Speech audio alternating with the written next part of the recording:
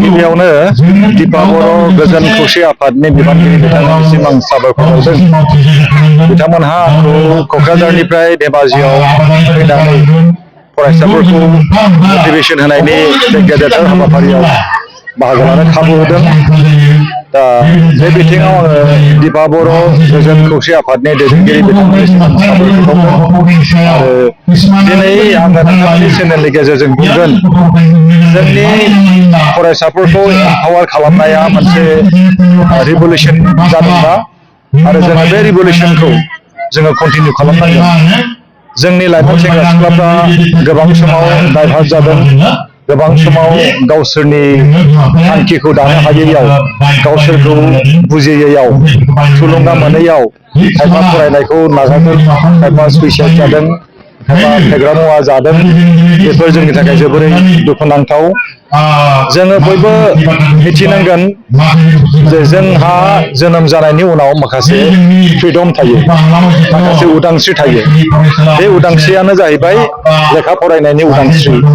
जोंनि उदांस्रिया जाहैबाय मोजां मोजां गाननाय जोमनाय गाननाय, बिफां गायनाय, इसोर सिबिनाय, बिमा बिफाखौ सिबिनाय, फोरोंगिरिखौ मान होनाय, समाजनि थाखाय मोजां खामानि मावनाय। बे जाहैबाय जोंनि मोनफा मोनफा फ्रिडम। दा बे फ्रिडमखौ जोङो एन्जय खालामनांगौब्ला जोङो लेखा फरायनांगोन। लेखा जोङो गोरों जायोब्ला जोंनि जि गोसो सिङाव हाबनानै थानाय माखासे गोहो, बेखौ जों एम्पावार खालामनो हायो। बयबो फरायसाफ्रा मोनसे मोनसे गोहो थायो, नाथाय बे गोहोआ उन्दुनानै थायो। बेखौ जों फोजाखांनांगौ, आरो फोजाखांनांगौब्ला जोङो लेखा फरायनांगोन, गेदेरफोरनि जिउ खौरां जों फरायनांगोन, आरो गेदेरफोरनि जि साक्सेस स्ट'रि बेखौ जोङो फल' खालामनांगोन। अब्लानो जोंनि फरायसाफोरनि गोसो सिङाव थानाय जि उन्दुनानै थानाय गोहो, बेखौ जोङो एम्पावार खालामनो हागोन। दा दिनै जोङो बयबो मिथिनांगोन, नैबे समा मोनसे कम्पिटिसननि सम। कम्पिटिसना जाय जेरै हागौ एरै मोजां खामानि मावनायनि मोनसे कम्पिटिसन। जेरै सुनिता उइलियाम्सआ बुहुमाव मोनसे हिस्ट्रि, जारिमिन सुजुनो थाखाय अख्राङाव थांदों। दा बिथांनि जि गुवार साननाय, जि मोनसे इन'भेटिभ साननाय, क्रिएटिभिटि, बेबादि साननायखौ जोङो फल' खालामनांगौ। जोंनि फरायसाफ्रा बयबो अख्रां सायाव थांनो हाया जानो हागौ, सुनिता उइलियाम्स जानो हाया जानो हागौ, नाथाय जोंहा मोनसे मोनसे गोहो दङ। बेखौ लानानै जोङो आवगायलांनांगोन। खायफा डक्टर जानांगोन, खायफा इन्जिनियार जानांगोन, खायफा एन्टारप्रेनियर जानांगोन, खायफा आबाद मावनांगोन। माने लामाया जोबनो गैया लामा।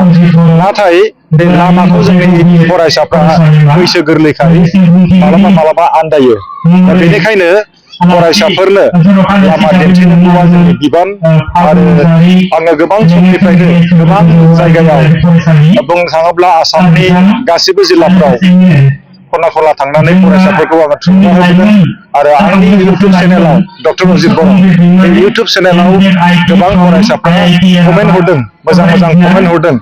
अब्ला आङो बुजिगोन जे जोंनि जि मटिभेसननि मोनसे रिभलिउसन, बे खामानि होदों।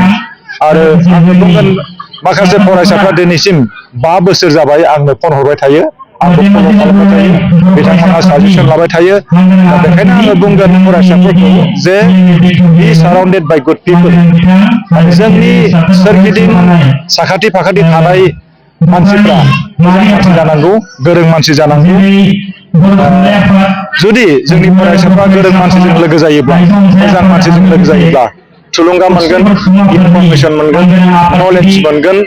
बेनिखायनो आङो फरायसाफोरखौ थुलुंगा होयो, जाहाथे फरायसाफ्रा गाज्रि लोगोनिफ्राय गोजानाव थायो। गाज्रि लोगोआ मोनसे खामानिनि गेजेरजों मोजां मानसिखौ गाज्रि खालामनो हायो। आरो फरायसाफ्रा बेखौ बुजिनांगोन, जोंनि बिमा बिफाहा सिमांथ' दंखायोआनोसै गाव गावनि गथ' गथायखौ मोजां खालामनायनि। नाथाय जों बयहाबो मोनसे मोनसे सिमां दङ। बे सिमाङानो जाहैबाय जोङो थांनानै थानाय समाव थांनानै थानांगौ, माबा मोनसे मोजां खामानि मावनानै। जोंनो दिनै थाखा फैसा नांगौ।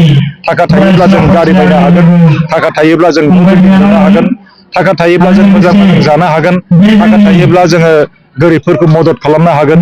थाखा थायोब्ला जों गोजान गोजान जायगायाव जों बेरायनो हागोन। थाखा थायोब्ला जों मोजां खामानि मावनो हागोन। नाथाय थाखाखौ मोननो थाखाय जोङो लेखा फरायनांगोन। लेखा फरायोब्लानो जों थाखाखौ खामायनो हागोन।